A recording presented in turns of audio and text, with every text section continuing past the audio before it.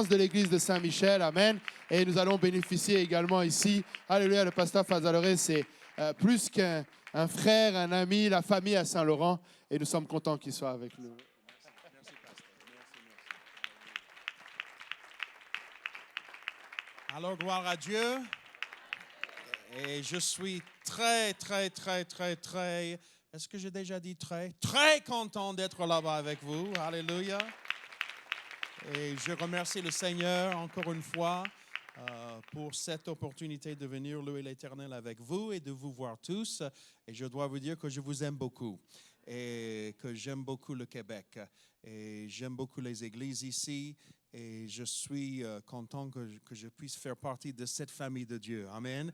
Et j'aimerais bien vous remercier en plus pour votre gentillesse vers moi et ma famille lors des visites que nous avons faites ici au Québec. Et je suis très reconnaissant de ce que le Seigneur a fait. Et j'aimerais bien simplement louer l'Éternel aujourd'hui avec vous parce qu'il est digne. Amen. Et quand vous pensez de votre histoire, quand je pense de mon histoire, j'aurais pu être dans une différente situation aujourd'hui, mais à cause de la grâce de Dieu, je suis ici avec vous et en train de louer l'Éternel. Amen. J'apprécie beaucoup mon ami Pasteur Jean-Yves, je l'apprécie beaucoup. Je disais à ma femme que le pasteur Jean-Yves, c'est comme un frère perdu que je viens de reconnaître après des années et des années. Je l'apprécie beaucoup. J'apprécie le pasteur Lionel qui m'a invité à aller à Saint-Michel. C'est mon beau copain aussi, toujours très gentil avec moi. J'apprécie les anciens, les prédicateurs, les pasteurs, tous qui sont présents, les saints de Dieu et tout le monde qui est impliqué dans l'œuvre de Dieu ici. Je sais qu'il n'est pas présent, mais j'aime beaucoup le pasteur Graham aussi. J'apprécie le pasteur Graham. Et je sais que sans le OK de lui, je ne serais pas là. Donc, je suis très reconnaissant de ce pasteur qui est puissant et je le respecte beaucoup. Je respecte beaucoup le pasteur Kahosi. Je sais qu'il n'est pas là, mais je dois dire son nom aussi. Et j'apprécie ses œuvres pour le Seigneur. Et je suis reconnaissant pour ceux qui avaient payé le prix de la prière et la souffrance ici à Montréal pour avoir une telle église comme ça. J'apprécie ceux qui sont devant nous, amen, qui avaient prié et cherché l'Éternel pendant les années pour avoir un tel réveil comme nous avons ici. Amen. Quel privilège, hein? C'est un privilège. C'est un privilège pour nous tous. Amen. Alors, sans plus tarder, je vais lire pour vous tous dans le livre d'Apocalypse et le verset numéro 5, le chapitre numéro 5. Apocalypse 5, et on va commencer avec verset numéro 4. Et la Bible dit, « Et je pleurais beaucoup de ce que personne ne fut trouvé digne d'ouvrir le livre ni de le regarder. Et l'un des vieillards me dit, « Ne pleure point, voici le lion de la tribu de Juda. » Et je veux fixer les yeux là-bas sur ces mots. Le lion de la tribu de Juda. Est-ce que vous êtes content aujourd'hui que vous connaissez le lion de la tribu de Juda? Alléluia. Voici le lion de la tribu de Juda, le rejeton de David, a vaincu. C'était le lion qui a vaincu. Alléluia. Notre Dieu est le vainqueur. Amen. Il est le vainqueur. Alléluia.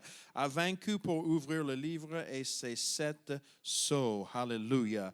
Alors aujourd'hui, j'aimerais bien simplement vous prêcher du lion de la tribu de Juda. Seigneur, je te remercie 1000 fois aujourd'hui pour ta miséricorde, Seigneur, pour ta gentillesse vers moi. Seigneur, pour cette occasion que je peux venir prêcher la parole de Dieu ici à Saint-Laurent. Je te remercie, Seigneur, pour cette famille de Dieu. Et Seigneur, aide-nous aujourd'hui. Que la volonté de Dieu soit faite dans ce lieu. Cet après-midi, nous prions tous ensemble dans le nom de Jésus et que tout le monde dit au nom de Jésus. Alléluia. Vous pouvez vous asseoir au nom de Jésus. Combien de vous allez m'aider à prêcher la parole cet après-midi? Alléluia. Maintenant, chaque fois qu'un prédicateur prêche un sermon et inclut le mot Juda, Nous vous rappellerons rapidement et souvent que le mot Judas signifie la louange. Et quand on utilise le nom Judas, les gens pensent d'habitude de la louange vers notre Dieu. Et bien sûr, nous savons que Dieu siège au milieu des louanges d'Israël, n'est-ce pas? Et maintenant, il est vrai que le mot Judas veut dire louange, mais allons un peu plus loin cet après-midi. Je veux que Dieu nous aide cet après-midi. Maintenant, est-ce que je peux simplement vous parler un peu pendant quelques instants? Judas est le 4e fils du patriarche Jacob, qui est devenu Israël, et sa première épouse Léa. Et ses propres frères sont Ruben, Siméon et Lévi, qui sont tous plus âgés. Et il y a en plus Issachar et Zabulon qui était le plus jeune. Il y a Gad et Asher le plus jeune, par la servante de Léa et une propre sœur qui s'appelle Dina. Il a au total 6 demi-frère. Et il était le fondateur de la tribu israélite du même nom, la tribu de Juda. Et la prochaine apparition de Juda a eu lieu dans Genèse 37, lorsque lui et ses frères jettent Joseph dans une fosse à cause de la jalousie. Laissez-moi vous donner une petite parenthèse ici. La jalousie jette toujours les gens dans une fosse. Des gens innocents et des gens qui n'ont rien fait de mal. Des gens qui sont simplement favorisés par le Père, et la jalousie est aussi cruelle que la tombe. Il faut faire attention à la jalousie dans la maison de Dieu. Amen. Alléluia. Et pendant qu'il parlait de le tuer, c'est Judas qui repérera une caravane des Ismaélites venant vers eux, en route vers l'Égypte, et suggère que Joseph soit vendu aux Ismaélites plutôt que tué. Alors, qu'est-ce qui se passe? Judas épouse la fille de Shua, une Cananéenne. Et en Genèse chapitre 38, Judas et sa femme ont 3 enfants qui s'appellent Onan et Shelah. Et maintenant, épouse Tamar, mais Dieu le tue parce qu'il était méchant à ses yeux, selon le 7e verset du chapitre 38 dans le livre de Genèse. Maintenant, Tamar devient l'épouse d'Onan conformément à la coutume. Mais lui aussi est tué après avoir refusé de donner des enfants à la veuve sans enfant de son frère aîné. Bien que Tamar aurait dû épouser Shelah, le frère restant, Judas n'y a pas consenti. Et en réponse, Tamar trompe Judas pour qu'il y ait une relation avec elle en se faisant passer pour une prostituée. Alors pourquoi tous ces détails? C'était pour vous annoncer que même dans les grandes familles de la Bible, il y a les dysfonctionnements, il y a le péché, il y a les erreurs, il y a les iniquitudes. Mais laissez-moi vous dire, quand Dieu vous touche, alléluia, Dieu peut changer les familles pour qu'ils soient utilisés par la main de Dieu. Alléluia. Alors, lorsque Judas découvre que Tamar est enceinte, il se prépare à la faire tuer, mais se rétracte et avoue lorsqu'il découvre qu'il est le père en Genèse 38, versets 24 à 26. Maintenant, encore quelques détails. Tamar est la mère de jumeaux, Pérez et Zérak, en Genèse 38, verset 27. Et en plus, d'après le livre de Ruth, Pharez est désormais un ancêtre direct de Jésus-Christ. Est-ce que vous avez suivi ce que je viens de vous dire? C'est-à-dire que cette famille, ce sont des ancêtres directs de notre Messie, Jésus-Christ. Cela veut dire que dans le passé de la famille de Jésus-Christ, il y avait des grands problèmes de péché. Mais combien de vous savez aujourd'hui que même si le péché existe dans votre famille, cela ne veut pas dire que Dieu ne peut pas te utiliser dans le royaume de Dieu. Alléluia. Écoutez ce que dit la Bible dans le livre de Ruth, chapitre 4, verset 18. Voici la postérité de Péré. Péré engendra Etzron. Etzron engendra Ram. Ram engendra Aminadab. Aminadab engendra Nachshon. Nachshon engendra Salmon. Salmon engendra Boaz. Boaz engendra Obed. Obed engendra Isaïe. Et Isaïe engendra David, qui est devenu le roi d'Israël. Alléluia. Maintenant, je dois vous dire qu'il y avait des moments dans ma vie quand j'ai dit que je ne fais pas partie de la famille Urshan, et je ne fais pas partie de la famille Cole, et je ne fais pas partie de la famille Graham, et je ne fais pas partie d'une grande famille pentecôtiste. Et j'avais eu le sentiment des fois, à cause de mon passé et à cause du passé de ma famille, que je ne pouvais pas faire quelque chose pour le Seigneur. Mais laissez-moi vous dire, une fois que le Seigneur te touche, une fois que tu es baptisé et tu acceptes le nom de Jésus dans la vie, alléluia, Dieu peut faire de grandes choses avec toi, alléluia. C'est le lion de la tribu de Juda, alléluia, qui te touche, alléluia. Et j'aimerais bien vous dire quelque chose, c'est que tout a commencé avec des louanges des gens qui étaient loin d'être parfaits. Tout a commencé à partir des racines injustes. Tout a commencé à partir de destins dysfonctionnels. Mais Dieu l'a quand même reçu et l'a transformé en quelque chose de bon, quelque chose de pieux et quelque chose de grand pour le royaume de Dieu. Alors, cet après-midi, je veux prêcher, alléluia, à tous les Judas qui sont présents ce soir, qui peut-être étaient dysfonctionnels, alléluia, qui étaient des pécheurs, en vous disant, alléluia, que Dieu peut changer les choses, alléluia. Gloire au Seigneur. À vous tous qui êtes loin d'être parfaits, mais qui ressentez quand même le besoin de louer Dieu, qui sont quand même le besoin d'adorer Dieu. Et à ceux d'entre vous qui sont sortis d'un dysfonctionnement, mais qui ont toujours le sentiment d'avoir quelque chose à faire pour Dieu. Est-ce qu'il y a quelqu'un présent cet après-midi qui a le sentiment d'avoir quelque chose à faire pour Dieu? Alléluia. Vous continuez simplement à louer Dieu. Vous continuez. Vous continuez. Si le dysfonctionnement de ton passé revient, essayer de t'attraper et te ramener en Égypte, tu continues à louer.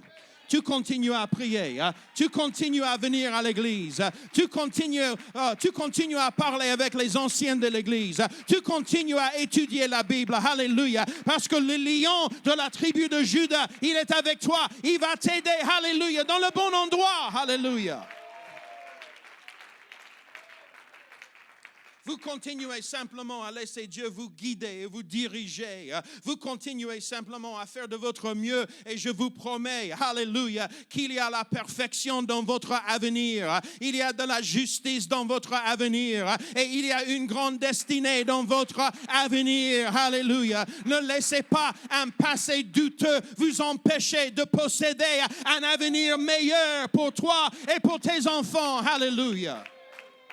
Jésus a regardé la femme au puits de Jacob qui s'était mariée 5 fois et vivait actuellement avec quelqu'un d'autre et il a prononcé ces paroles. Mais l'heure vient et elle est déjà venue où les vrais adorateurs adoreront le Père en esprit et en vérité. Il n'a pas révélé cette vérité dans le temple. Il n'a pas révélé cette vérité dans la synagogue. Non, c'était au puits de Jacob avec une femme pécheresses que le Seigneur, alléluia, ce sont les adorateurs que le Père demande, alléluia. Alors, quand je vois Jésus parler dans les évangiles, pour moi, j'aime bien fixer les yeux dans l'endroit où il parle. Ce n'est pas dans la synagogue. Ce n'est pas dans le temple. Ce n'est pas avec les gens religieux qui ont à peu près comme une vie parfaite. Non. C'était avec une femme pécheresse qui a annoncé cette vérité.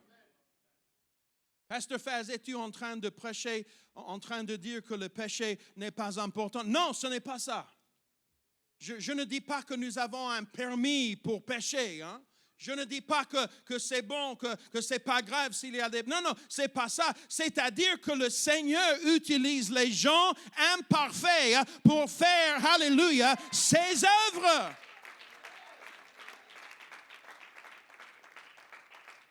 Quel que soit votre passé, vous pouvez vous repentir et devenir un véritable adorateur et changer votre vie pour la gloire de Dieu. Alléluia. Et pendant ce temps, tandis que Judas fait face à tous ces problèmes, Joseph accède à une possession de pouvoir en Égypte. Et 20 ans après avoir été trahi, il retrouve ses frères sans qu'ils le reconnaissent. Le plus jeune frère, Benjamin, était resté en Canaan avec Jacob. Alors Joseph prend Simeon en otage et insiste pour que les frères reviennent avec Benjamin. Et Judas s'offre à Jacob comme garant de la sécurité de Benjamin et parvient à persuader Jacob de les laisser emmener Benjamin en Égypte. Au retour des frères, Joseph les teste en exigeant l'esclavage de Benjamin. Et Judas, c'est la louange qui n'était pas parfaite. C'est la louange qui plaide pour la vie de Benjamin. C'est la louange qu'il a fait. C'est la louange qu'il a fait. C'est la louange qu'il a fait. C'est la louange qu'il a fait. Alléluia. Je pense d'un frère qui est présent dans notre assemblée. Il a 65 ans.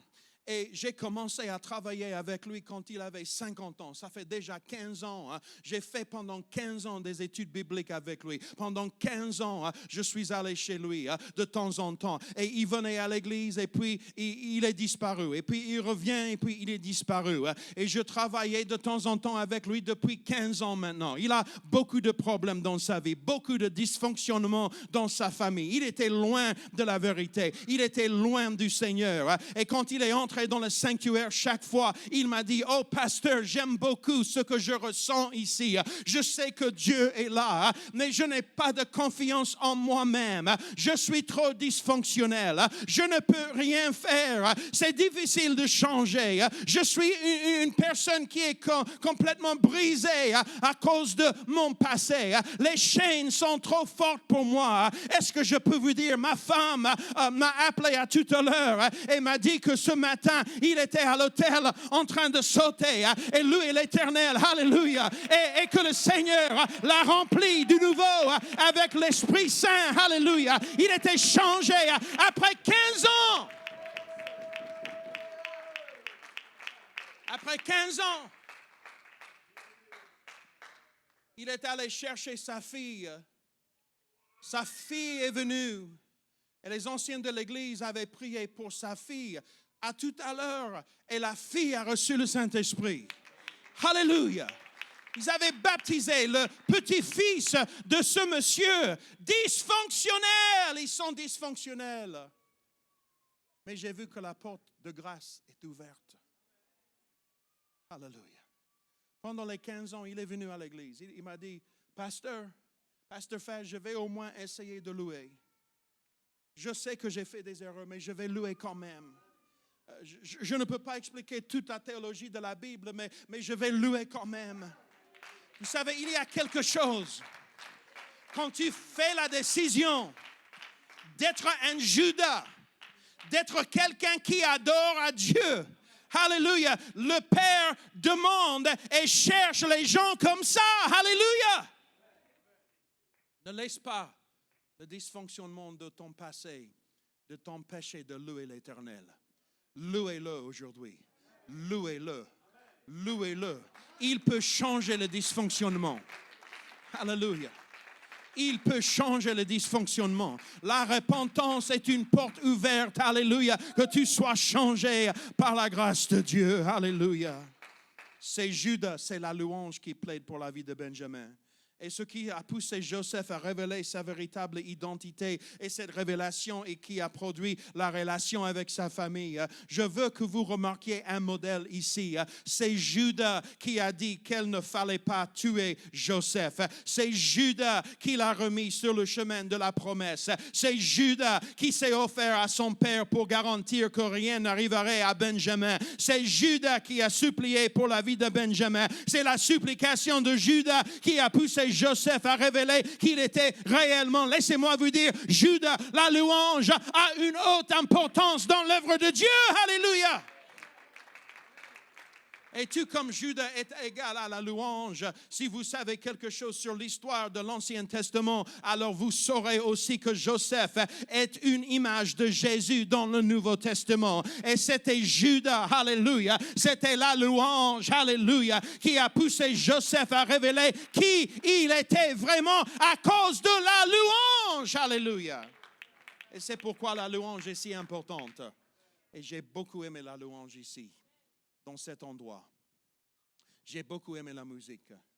J'ai beaucoup aimé écouter les chanteurs, les adorateurs qui nous ont dirigés dans la louange aujourd'hui. C'était d'une haute qualité, mais j'aime bien la qualité. J'apprécie le style, j'apprécie tout ça, la batterie et les pianos, et j'apprécie tout ça. Mais plus que ça, j'ai ressenti une onction avec la louange. Il y avait une vraie onction de Dieu, alléluia, qui fait toute la différence, qui fait toute la différence, alléluia.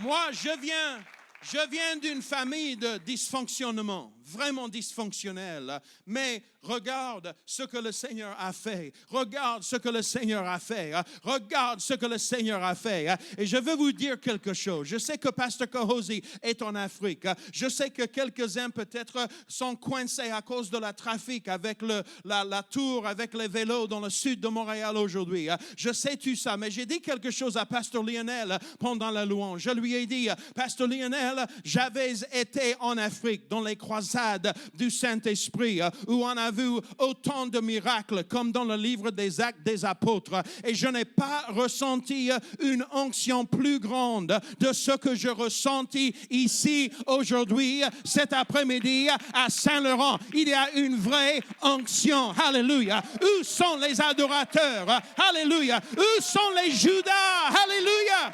Qui savent que j'ai fait des erreurs, mais je suis un adorateur de Dieu. Alléluia. Alléluia. Alléluia.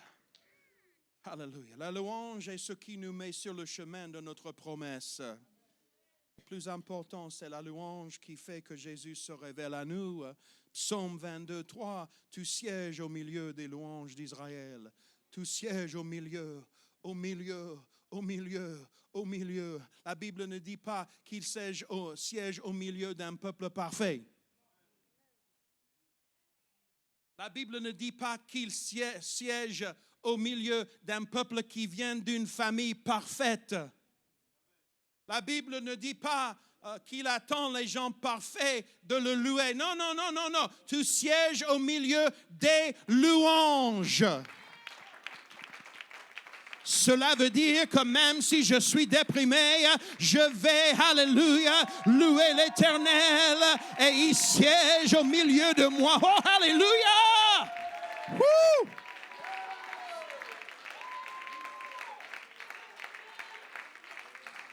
Alléluia! Cela veut dire que je peux recevoir un reportage négatif du médecin, mais tu sièges au milieu des louanges de ton peuple. Alléluia! Cela veut dire que même si la voiture est tombée en panne et je n'ai pas assez d'argent pour le réparer, tu sièges au milieu de ton peuple. Alléluia, alléluia, alléluia. Il y a une puissance avec quelqu'un qui peut simplement dire Alléluia, alléluia.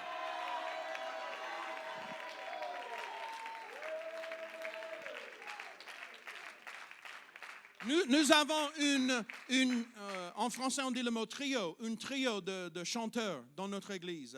3 femmes, un trio qui chantent. Et elles chantent en anglais une chanson et en anglais on dit Hallelujah anyhow. Je pense qu'en français on dit quoi? Alléluia quand même. Les mauvaises nouvelles sont arrivées. Alléluia quand même. Un peu déprimé à cause de mon passé. Alléluia quand même. Je n'ai pas toutes les réponses à tous les conflits dans ma vie. Alléluia quand même. Alléluia. Il y a un esprit de Judas que Dieu veut envoyer dans cette assemblée aujourd'hui. Alléluia quand même. Alléluia quand même. Alléluia quand même. C'est Dieu qui me sauve. Alléluia. C'est Dieu qui me sauve. C'est Dieu. Alléluia quand même. Alléluia.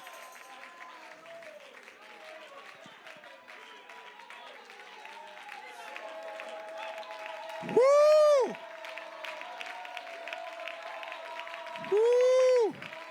Un esprit de Judas est venu toucher. Alléluia. L'esprit de Judas qui dit, n'importe ce qui est présent, je vais louer l'Éternel de toute ma force, de tout mon cœur. Alléluia. Je serai un vrai adorateur de Dieu. Alléluia.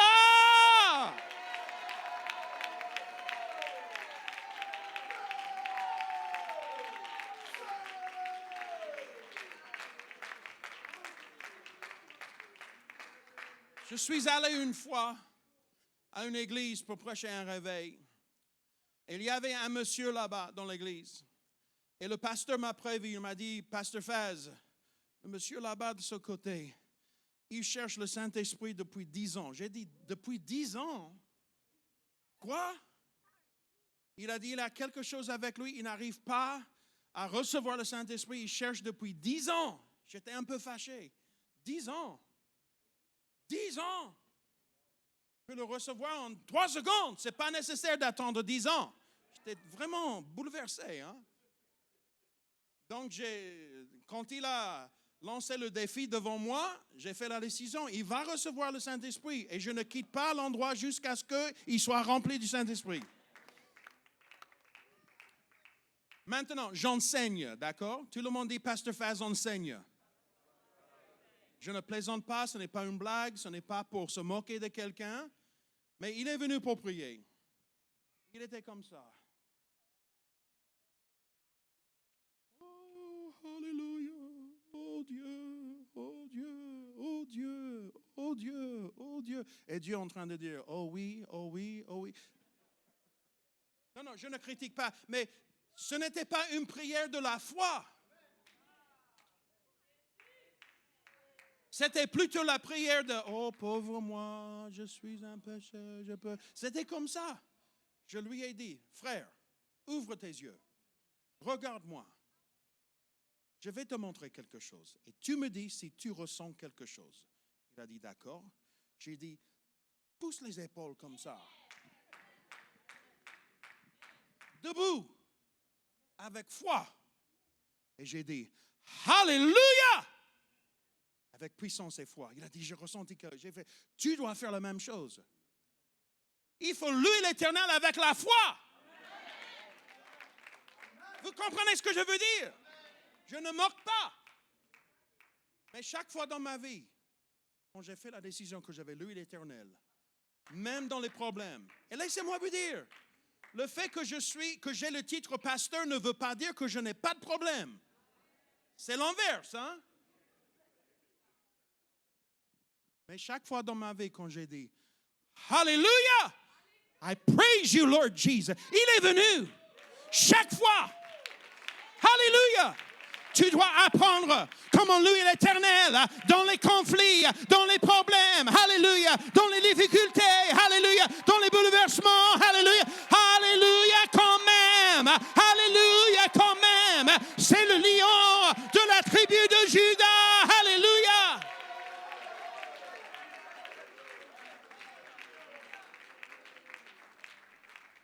Il y a trop de détails, j'ai trop de pages de notes, je n'ai pas le temps pour prêcher tout ça, j'ai beaucoup plus de détails, mais imaginez quelque chose, c'est dans l'Ancien Testament que Judas a joué un grand rôle en accomplissant la volonté de Dieu, n'est-ce pas? Mais je vous ai lu à la fin de la Bible, dans le livre d'Apocalypse. Et Jean, le révélateur, quand il a vu le Seigneur Jésus, c'est lui qui lui a appelé. Pas seulement le dirigeant de Judas. Qu'est-ce qu'il a dit? C'était dans un endroit où les gens connaissaient la puissance d'un lion. Il a vu comme le lion de la tribu de Juda. Moi, j'ai fait des recherches avec les lions. Est-ce que vous savez que quand un lion, qu'est-ce qu'on dit ça, crie, quand il rugit, tu peux l'écouter à une distance de plus de 8 kilomètres. Quand je l'ai lu, j'ai dit, c'est pas possible. Donc, j'ai cherché dans une autre encyclopédie, j'ai cherché dans un autre livre et j'avais la confirmation. Plus de 8 kilomètres, tu peux écouter le lion quand il rugit. Quelle puissance! Quelle puissance! Quelle puissance! Il est le roi du jungle, n'est-ce pas? Le roi, alléluia! Le lion de la tribu de Juda, la puissance d'un lion. Alors, le lion est lié ou bien connecté avec Juda, avec la louange. Alléluia! Si tu as des autres animaux, et tu vas faire sortir un lion avec les autres animaux, est-ce que tu as besoin d'enseigner le lion comment être un lion? Non, il va être un lion. Hein? Il va prendre le pouvoir sur tous les animaux, n'est-ce pas? Il va manger quelques-uns, il va faire exactement ce qu'il veut faire.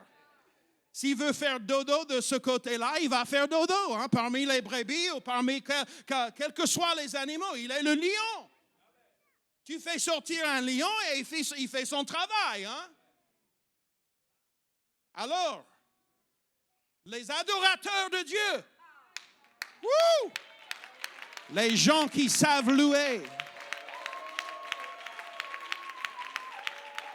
ça fait sortir le lion. Ça fait sortir le lion. Et le lion arrive. Il arrive. Alléluia. Alléluia. Est-ce qu'il y a quelqu'un qui vraiment a besoin que le lion arrive dans ta vie aujourd'hui? Est-ce qu'il y a? C'est la louange. Alléluia. Les gens qui chantaient aujourd'hui, je vous respecte beaucoup. Merci pour ce que vous avez fait. Merci, merci, merci. Ne perdez pas ce que vous avez. Ne perdez pas ce que vous avez. Ça aide les gens à faire sortir le lion. Alléluia.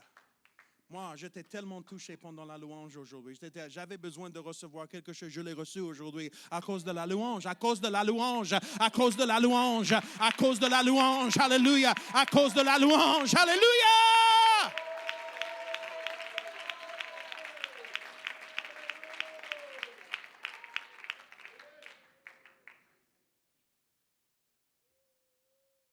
Le diable adorait Dieu. Mais il a changé. Hein? Il connaît bien l'adoration. Il comprend bien ça. Je veux vous dire, dans un monde qui veut taire au peuple de Dieu, dans un système politique, je ne sais pas si c'est bon de le dire sur Facebook au Canada, mais je le dirai quand même, ce n'est pas le moment de modérer l'adoration.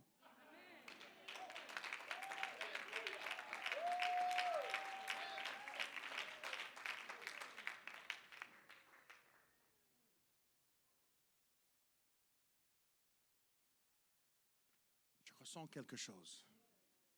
Ce n'est pas le moment de faire taire les louanges. Ce n'est pas le moment de faire taire une démonstration de la puissance de Dieu. Nous sommes trop proches de la plus grande révélation de nos vies pour arrêter d'adorer maintenant. Alléluia!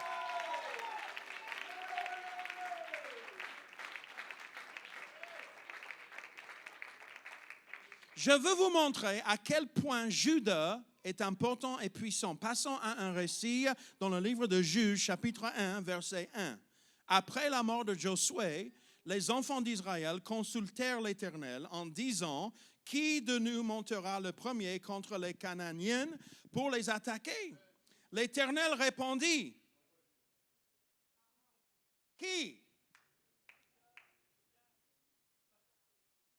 L'Éternel répondit, « Qui est en premier? »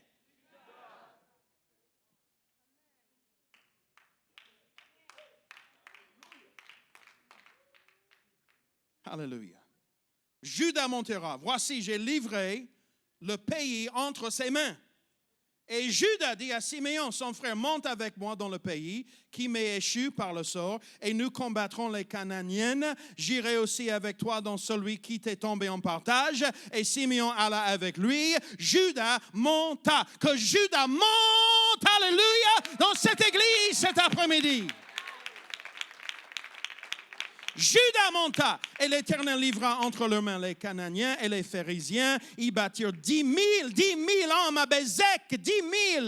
Ils trouvèrent Adonai Bézek à Bézek. Ils attaquèrent et ils bâtirent les Cananéens et les Phérésiens. Adonai Bézek prit la fuite. Alléluia. L'ennemi va prendre la fuite aujourd'hui à cause de la louange du peuple de Dieu. Alléluia.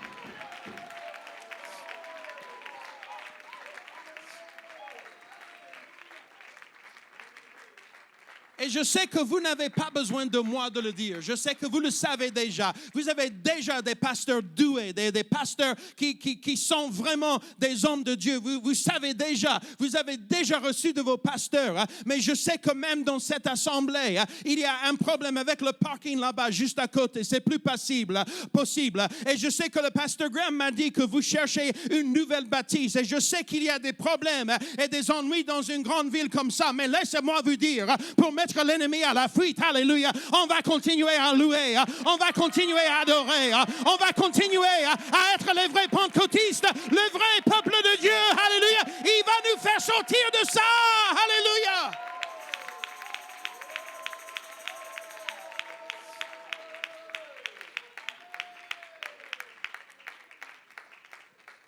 Le verset 7, Adonai Bézek dit, 70 rois ayant les pouces des mains et des pieds coupés, ramassés sous ma table, Dieu me rend ce que j'ai fait, en l'emmenant à Jérusalem, et il y mourut. Les fils de Juda attaquèrent Jérusalem à la prirent, ils la frappèrent du tranchant de l'épée et mirent le feu à la ville.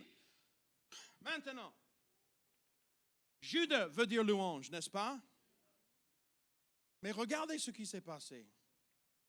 Au verset 2, le Seigneur a dit que Judas montera. Verset 2. Mais au verset 8, il est dit que maintenant les fils de Juda attaquèrent Jérusalem. Cela veut dire que quand vous adorez Dieu, au verset 2, vos enfants adoreront Dieu au verset 8.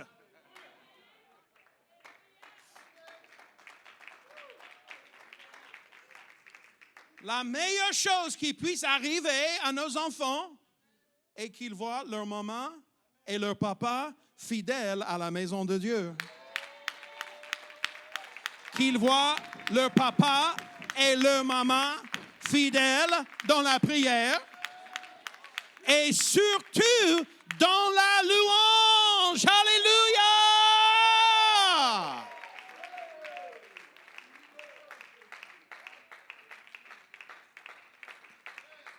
La plus grande chose que vous puissiez laisser à vos enfants, ce n'est pas l'argent, ce n'est pas les maisons, ce n'est pas les biens, les immobiliers, les assurances-vie. Non.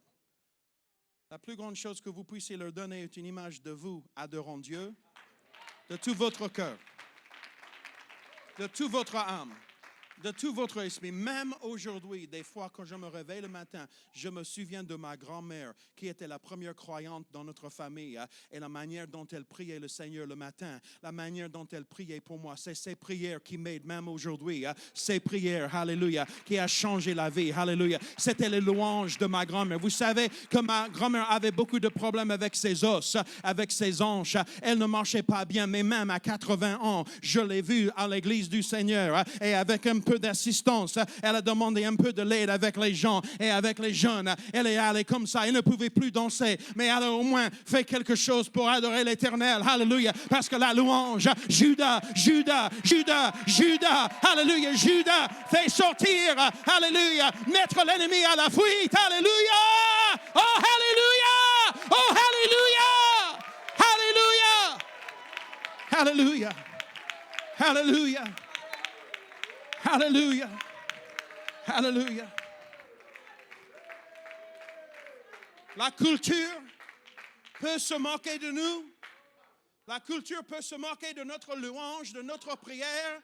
Mais quand on voit les résultats, alléluia, quand nous voyons les résultats de louange, alléluia, quand nous voyons les résultats de ce qui arrive, alléluia, quand nous poussons des cris de joie et la foi augmente, alléluia. Oh, il n'y a pas de limite quand les gens, alléluia, vraiment adorent le seul vrai Dieu, alléluia.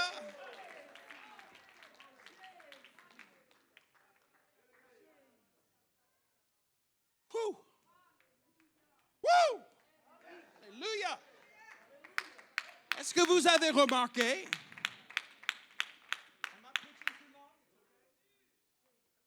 Judas coupe les pouces et les orteils d'Adonai Bézek. Beaucoup disent que cela a été fait pour nuire à sa capacité à travailler et à marcher. Et je suis certain que c'est vrai. Mais c'est tellement graphique que j'ai juste cru qu'il devait y en avoir plus. Et je suis tombé sur quelques versets dans le livre de Lévitique 8, 23. Moïse égorgea le bélier, prit de son sang et en mit sur le lobe de l'oreille droite d'Aaron, sur le pouce de sa main droite et sur le gros orteil de son pied droit. Lévitique 14, 14. Le sacrificateur prendra du sang de la victime de culpabilité. Il en mettra sur le lobe de l'oreille droite de celui qui se purifie, sur le pouce de sa main droite et sur le gros orteil de son pied droit. Lévitique 14, 25. Il égorgera l'agneau du sacrifice de culpabilité. Le sacrificateur prendra du sang de la victime de culpabilité. Il en mettra sur le lobe de l'oreille droite de celui qui se purifie, sur le pouce de sa main droite et sur le gros orteil de son pied droit. Le sang sur le pouce droit et le gros orteil droit devait signifier quoi? Le pardon. Alléluia. L'onction. Alléluia. La restauration. C'est-à-dire que Judas voulait envoyer un message fort. Il ne faisait plus que simplement lui retirer de sa capacité de travailler et de marcher. Il s'assurait également qu'il ne serait plus jamais réétabli. Une fois que tu entres dans l'église du Seigneur, ne retourne pas vers les autres choses avant, dans votre passé. Ne laisse pas l'ennemi de rétablir son royaume dans ta famille. Certains d'entre vous ont surmonté certaines difficultés, mais vous devez aller de l'avant, couper ce pouce et ce gros orteil et laisser Dieu avoir le contrôle total sur la vie. Alléluia! Parce que je crois vraiment que lorsque vous commencez à adorer Dieu, vous pouvez avoir autorité dans tous les domaines de votre vie. Judas est important. Jésus est sorti de la tribu de Judas. Il a été trahi par un homme nommé Judas. Même mot. Et selon la promesse de notre texte dans le livre de l'Apocalypse, Jésus est le lion de la tribu de Judas. Maintenant, nous savons que le diable se comporte comme un lion rugissant. Et vous envoyez toujours un lion combattre un lion. Si je dois combattre un lion, je ne vais pas envoyer un poulet. Je ne vais pas envoyer un tout petit chien comme ça. Je veux un lion.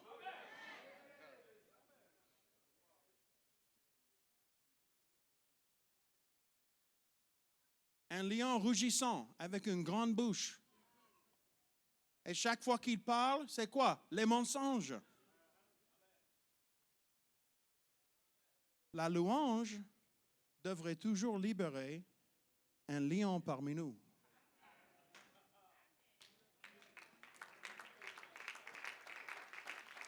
Quelques membres de ma famille me posent la question, Robert, je ne comprends pas.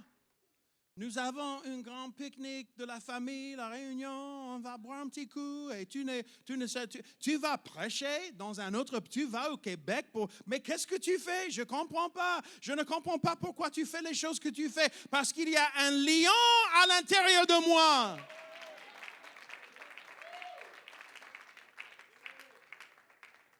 Vous tous, peuple, battez des mains, poussez vers Dieu des cris de joie.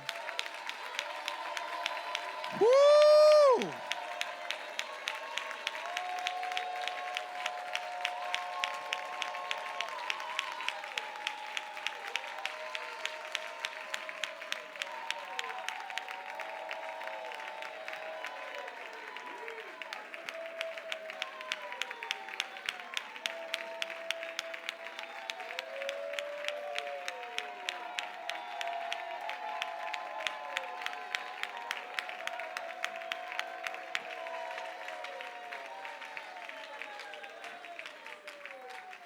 Il y avait quelqu'un avec un tambourin. C'est où? Je veux le tambourin. Je peux l'avoir? C'est où? Donne-moi ça. Alléluia. Alléluia. Alléluia. Merci, ma soeur. Merci. Je peux l'emprunter un moment. Alléluia. Écoute la parole de Dieu. Qui loue son nom avec des danses. Qui le célèbre avec le tambourin et la harpe. Car l'Éternel prend plaisir à son peuple. Il glorifie les malheureux en les savant. Que les fidèles triomphent dans la gloire, qu'ils poussent des cris de joie sur leur couche, que les louanges de Dieu soient dans leur bouche, et le grève à Dieu tranchant dans leurs mains. Alléluia! Le lion! Alléluia! On va faire sortir le lion ici! Alléluia!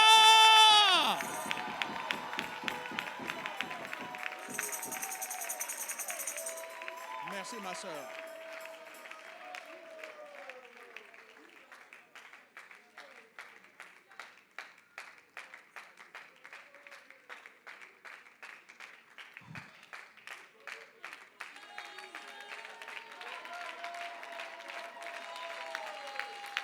Crie à plein gosier.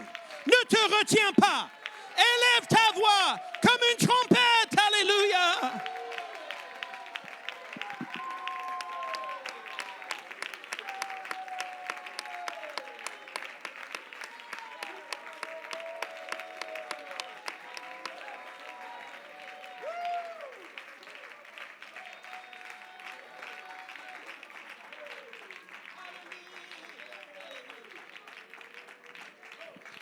Est-ce qu'il y a quelqu'un qui est prêt pour faire sortir le lion ici, dans cet endroit? Alléluia. Alléluia. Est-ce que les musiciens peuvent venir? Alléluia. Peut-être on peut avoir quelque chose un peu rapide. C'est bon? Alléluia. Alléluia. Alors, je pense que c'est un bon moment pour une célébration. Je pense qu'il faut célébrer un peu. Peut-être quelque chose qui t'attend demain au boulot, à ton bureau, qui t'inquiète, mais alléluia quand même. Alléluia. C'est le moment pour une célébration. C'est le moment pour une célébration. Italabo shata. Ialabo shata. Iandalabo koshata yanabo hosataya. Itandalabo tayanalabo shata yanalabo haya. Alléluia. Alléluia. C'est le moment pour une célébration vers l'Éternel. Alléluia.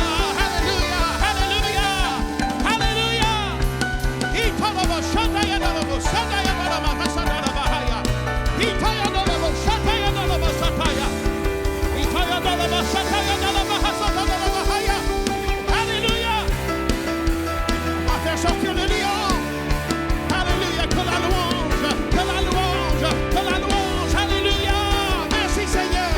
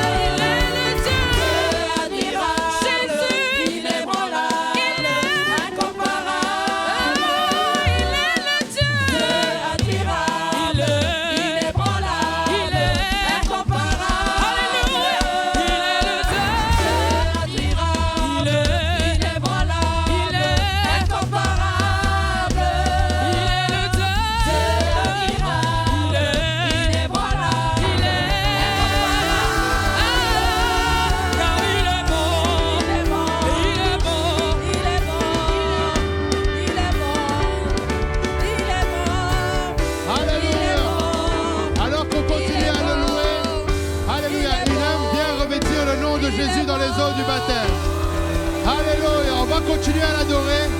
Mais si tu es ici dans ce lieu et que tu n'as pas encore reçu Alléluia, tu ne portes pas encore le nom de Jésus. Alléluia, le prédicateur va être dans l'eau.